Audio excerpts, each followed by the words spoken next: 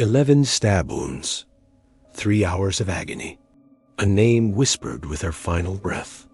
Kathryn Bright was 21 years old when she looked into the eyes of the man killing her and said, "You're not going to get away with this." She was almost right. Kathryn was born to shine, and it's no coincidence that her last name meant exactly that.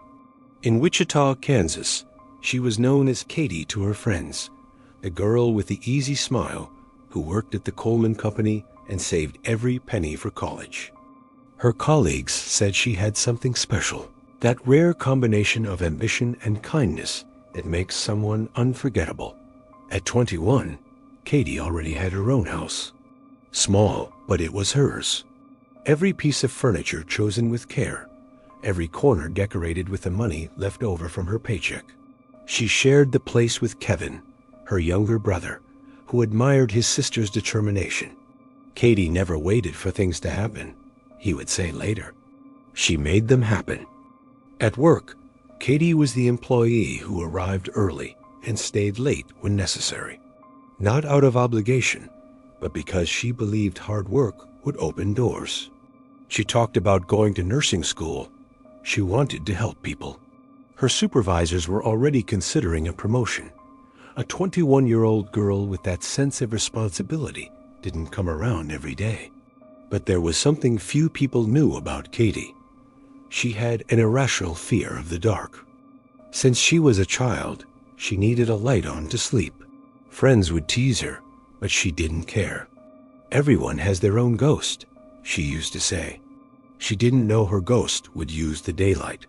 April 4th, 1974. An ordinary Thursday. Katie left work promptly at 3 p.m. She stopped at the market and bought ingredients for dinner. Kevin had asked for lasagna, his favorite dish. She drove home humming down 13th Street. It was 3:40 p.m. when she parked in front of the house.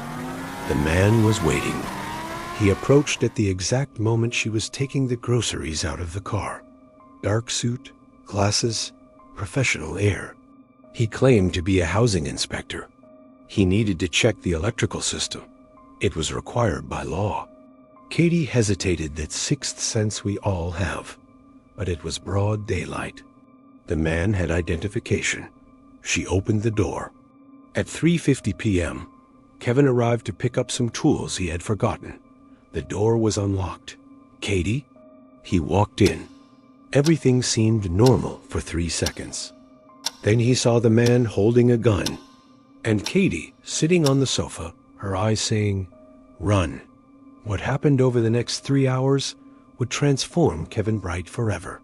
And it would give Dennis Rader, the man in the dark suit, his closest moment to being caught. The man in the suit had a plan. He always did. He was methodical, controlling, precise. But there was one variable Dennis Rader didn't foresee. Kathryn Bright refused to be just another statistic. He tied them both up with rope he had brought from home. Kevin first, then Katie. But Kevin's hands were larger than the killer had calculated.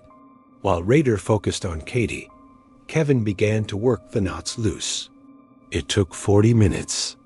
40 minutes of listening to his sister being dragged from room to room. When Kevin broke free, he didn't think. He attacked. 200 pounds of pure fury against the man hurting his sister. They rolled across the living room floor. Rader lost his glasses. He lost his gun. For the first time in his career as a killer, Dennis Rader was losing control. Katie saw her chance. Still tied up, she threw herself off the chair and began to crawl toward the door. Every inch was agony, wrists bleeding, rope cutting into her flesh. But she kept going. She was 10 feet from freedom when she felt his hand grab her ankle. Kevin lunged at Rader again. This time, he managed to escape. He ran down the street screaming for help, blood streaming from wounds he couldn't even feel. "My sister." He had to get back with reinforcements. He had to save Katie, but 3 minutes was all it took. When Dennis Rader realized Kevin had escaped, he panicked. His entire plan was destroyed. He grabbed a knife from the kitchen. Katie tried to negotiate. Please, I won't tell. I swear I won't tell. He wasn't listening. He was calculating. How many minutes until the police arrive? The first stab wound pierced her abdomen. Katie screamed. The second hit her back as she tried to crawl away. By the third, she stopped screaming, not because she gave up, but because she was saving her energy for what truly mattered. When Kevin returned with two neighbors, Rader had already fled. They found Katie collapsed in the hallway. 11 stab wounds, but still breathing, still conscious. Katie, hang on. The ambulance is coming. Kevin held his sister's hand. She squeezed back. She tried to speak. The words came out in gurgles of blood, but she insisted. She had to say it. Den. Kevin leaned in close. Dennis. What, Katie? Dennis what? He was desperate. He said, Dennis. Those were her last words. At 6:47 p.m., at the hospital, Kathryn Bright was pronounced dead, but she had left a gift, a name, a starting point. The police searched for Dennis in Wichita. They checked records, interviewed people. But it was 1974, no DNA, no cameras, no internet. And Dennis Rader was a model citizen, a family man, a Boy Scout leader, president of the church council. No one would suspect him. He would go on to kill 7 more people over the next 17 years. He would taunt the police with letters signed BTK, bind, torture, kill. He bragged about being untouchable. But there was something that terrified Dennis Rader in his nightmares. The memory of that 21-year-old girl who refused to die in silence.